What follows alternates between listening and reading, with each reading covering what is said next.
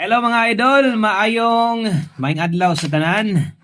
Tiwasan ning tanaw kay short video ra ni, 2 minutes ra ni, duha ka minuto, pila ka segundo. Dali ra ni kaayo ato ang update og nata dire syempre kinahanglan nato maghatag sa inyo ha.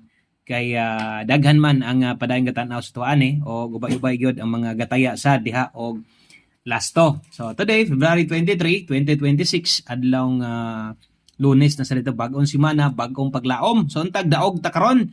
Og imong buhaton simple ra kaayo, subscribe ra dire, follow lang ni aton channel para at least kaysa sa iskadlaw namoy kung gusto niyo pukosan, gusto mo bagdok lasto, pwede kinyo ning bagdokan atong mga lasto dire. Pat ni siya kabuok, walo apil ang lubag kung kaya nimong lubagon. Mas maayo lasto, kaya ra mi naglubagon nimo bahala ginagmay. Bagdok tag 50. Kada usa kanang plaster nga upat 200. Imong gastohon, mulubag kag bisag 5-5 or 10-10 mo, bisag 5-5. So sa ato pa, nakay 200, so nakay 220.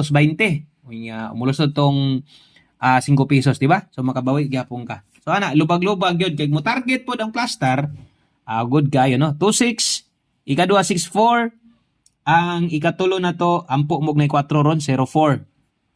So kinahanglan na to nga mapuno, no? So kaya bisan pag 100 imong mubagdo kag 100, so 400 imong kapital. Lubagon nimo kaupat sad, so 40, so 440. Kung mulusot ang lubag, mudaog kag 750 or 700, makabawi ba? Yes, bawi kayo. So mo nang kinahanglan na to, lubag yun. O lubag yun ha. O mulusot ang target, perting dako as ginansya. So inana mo na inyong kwintahon og bisan og pila ra ni kabuok, no, ang ato ang last to gina-share diri sa inyo proven og tested na gyud nato ning muigo gyud biya tani. Ang ulahing last to dalatag 48 kana ra. Daghang kayong salamat og maayong adlaw sa tanan. Good luck. Bye bye.